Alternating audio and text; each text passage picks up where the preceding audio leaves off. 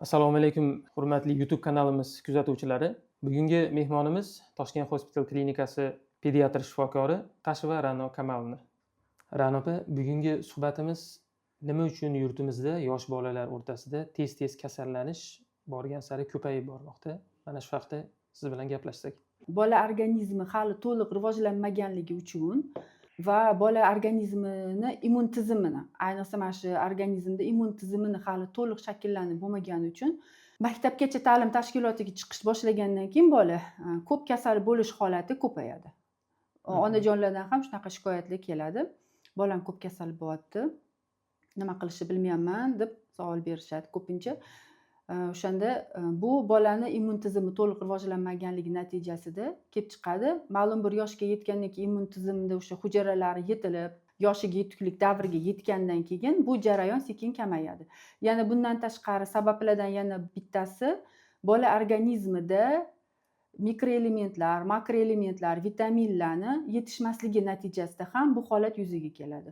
O'sha hamma bilgan anemiya, vitamin D yetishmovchiligi, o'sha raxit kasalligi yoki bo'lmasam boshqa allergik holatlar ham mana shu makroelement, mikroelementlar, vitaminlar yetishmasligi natijasida ham kelib chiqadi. Yana bundan tashqari bolalarni noto'g'ri ovqatlanishi ham katta rol o'ynaydi. Keyin bolalarni jismoniy mashqlarni kam qilishi ham katta rol o'ynaydi va onajonlarimiz bolalarni chiniqishiga e'tiborsizligi ham ko'p kasallanishga sabab bo'ladi. Nega ayrim bolalar yiliga 10-12, hatto undan ham ko'proq marta kasal bo'lishadi? Bu normal holatmi? Yiliga 10-12 marta kasal bo'lishi normal holat deb hisoblanadi. Sababi hozir aytib o'tganimdek, o'sha maktabgacha ta'lim tashkilotiga chiqib jamoaviy kollektivga kirgandan keyin bola boshqa bolalar bilan muloqotga kirishadi va boshqa bino, boshqa muhitga tushadi. Shuni natijasida immun tizim har qanaqa infeksion jarayon bilan to'qnash kelib, immun tizim o'zini mashq qiladi.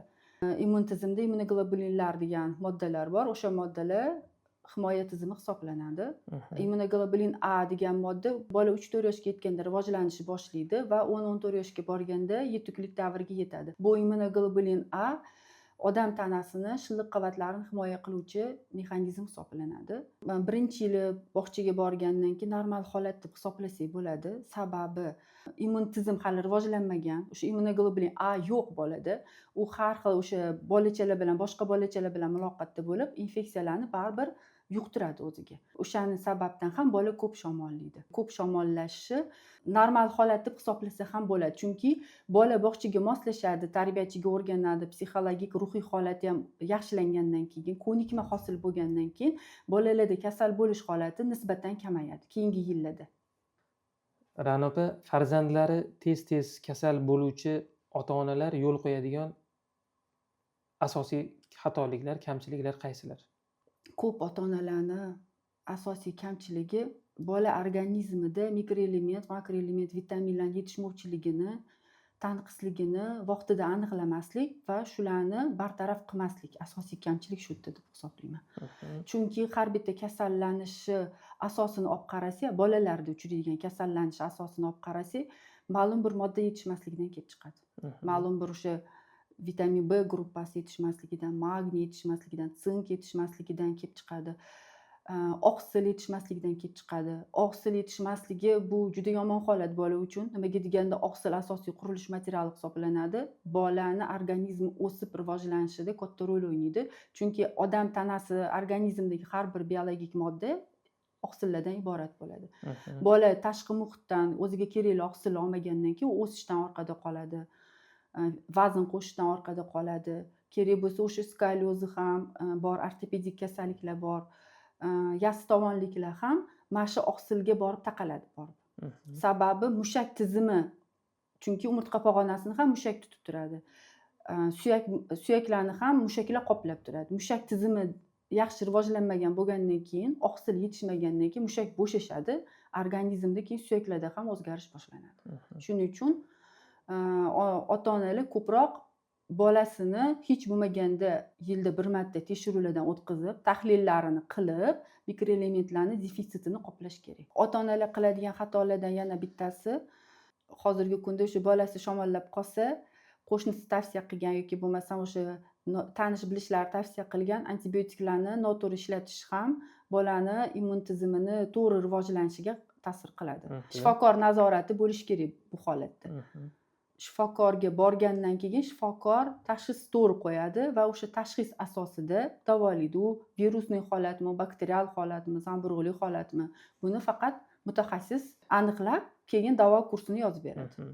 Yana bir kamchiliklardan bittasi, ota-onalar bolalarni jismoniy mashqlar bilan shug'ullanishini ham benazorat qoldirishadi. Ona shunaqa qilish kerakki, o'zini shu oilasida bola bilan kuniga hech bo'lmaganda 5 daqiqa bo'lsa ham, 7-10 daqiqa bo'lsa ham, ozgina bo'lsa ham jismoniy mashqlarni birgalikda bajarish kerak. Chunki bola o'ziga mustaqil tashlab qo'ysangiz qilmaydi, ammo onasi bilan birgalikda yoki bo'lmasam uydagi boshqa aka-ukalar bilan birgalikda mashq qilish bolaga qiziq. Juda bo'lganda mashq qilmagan taqdirda ham hech bo'lmaganda harakatli o'yinlarni o'ynash ham yetarli bo'ladi. Yana bir kamchiliklardan bittasi bolani chiniqishiga e'tiborsizlik. Bolani o'sha 0 yoshdan boshlab turib, chaqaloqlik davridan boshlab turib, bolani tez-tez sayr qildirish, sovuq yoki issiq havoga qaramasdan, qor yomg'iriga qaramasdan sayr qildirish kerak. Buni o'zi sovuq kunlarda ham sayr qildirishni o'zini yo'li bor. Shifokorlar, pediatrlar buni tushuntirib berishadi ota-onaga.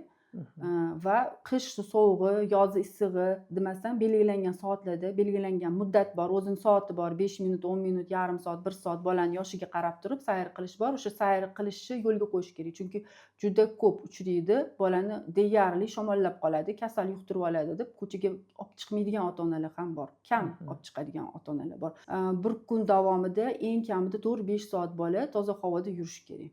Keyin chiniqish deb aytib o'tdim. Chiniqishga ham qattiq e'tibor berish kerak. O'sha kerak bo'lsa, chaqaloqlikdan boshlab bolani tez-tez cho'miltirish, kiyimlarni ham mavsumga qarab tanlash, to'g'ri tanlash. Misol uchun yozda suv kiyimi kiyintirmaslik yoki bo'lmasam qishki havoda yengil kiyimi kiyintirmaslik. Yozgi kunida suv kiyintirib qo'ysa, bolalar terlaydi, ortiqcha terlaydi, u ham kasallik keltirib chiqaradi. Sovuq kunda yupun yengil kiyintirib qo'ysa ham zaxlash yuzaga kelib, bola yana ham kasal bo'ladi. Shularning hammasi me'yorida qilinsa, kam kasal bo'lish yo'lga qo'yiladi. Bola chiniqqandan keyin infeksiyaga ham chidamligi oshadi. Keyingi savolimiz, Ra'no opa, yosh bolalarning immunitetini kuchaytirish uchun vitaminlar va immunomodulyatorlar, ya'ni immunitetni stimullovchi dori vositalari berish kerakmi?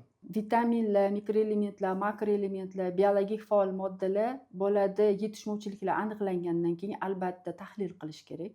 Qon tahlillari bor, bularni hammasini tekshirish yo'llari bor. O'shalar tekshirilgandan keyin kamchilik aniqlansa, ya'ni tanqislik yetarli miqdorda normadan kam bo'lsa, buni bersa bo'ladi. Immunostimulyatorlar, immunomodulyatorlarga men qarshiman, chunki bolaning immun tizimi hali o'zi rivojlanmagan. Shuni hisobiga o'ta hech narsa qilish keragi yo'q. Agar mikroelementlar bola bilan hozirgi o'sha yuqorida gaplashib o'tganimizdek to'g'ri bajarilsa, to'g'ri ovqatlanish, sayr qilish, jismoniylar, hamma mashqlar hammasi to'g'ri bajarilsa, immun tizim o'zi chiroyli rivojlanadi. Bunga tegish keragi yo'q. Bolalarning ota-onalariga qanday tavsiya berasiz? Farzandlari kasal bo'lganda birinchi navbatda malakali mutaxassisga borish kerak. O'sha mutaxassis qo'ygan tashxis asosida davo kursini o'tash kerak. Bundan tashqari bolani organizmini nima bo'layotganidan xabardor bo'lish. Bu degani yilda bir marta tahlillarni qilib, prof ko'rikka olib borib, boladagi kamchiliklarni aniqlab, buni bartaraf vaqtida qilish kerak. Misol uchun o'tkir jarayonni surunkali jarayonga o'tishini oldini olish kerak ota-ona. Surunkali jarayonga o'tgandan keyin u qiyin masala uni tuzalishi. O'tkir jarayonda tez tuzalib ketadi. Bolaning organizmi shunaqaki, yosh bo'lgani uchun hamma hujayralar tez-tez bo'linib turib, metabolizm yaxshi rivojlangan, yaxshi o'sishi yaxshi bo'lgani uchun ularda ko'p kasallik tuzalib ketadi. Buni oldini olishi ota-onaning qo'lida. O'sha mutaxassisga boradi, davo kursini oladi, keyin o'z vaqtida yana maslahatim to'g'ri ovqatlanishni tashkillashtirish kerak. Chunki oshqozon ichak trakti bolada hali yaxshi rivojlanib bo'lmagan. U bizanikiga o'xshagan, kattalarnikiga o'xshagan emas. Hali ko'p fermentlar hali yetilmagan bo'ladi.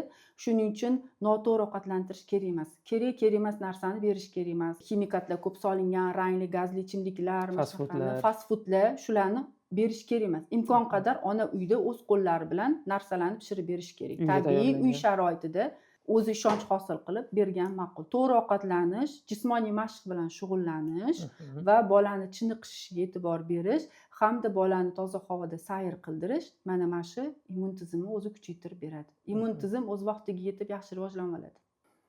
Ra'no opa, sizga katta rahmat bugungi maroqli suhbatimiz uchun. Hurmatli kuzatuvchilar, bugungi suhbatimiz o'z nihoyasiga yetdi. Bugungi mavzu bo'yicha sizda qiziqtirgan savollar bo'lsa, izohlarda yozib qoldirishingiz mumkin. Biz keyingi suhbatlarimizda bu savollarga javob berishga harakat qilamiz. Bizni kuzatishda davom eting. Xayr, sog' bo'ling.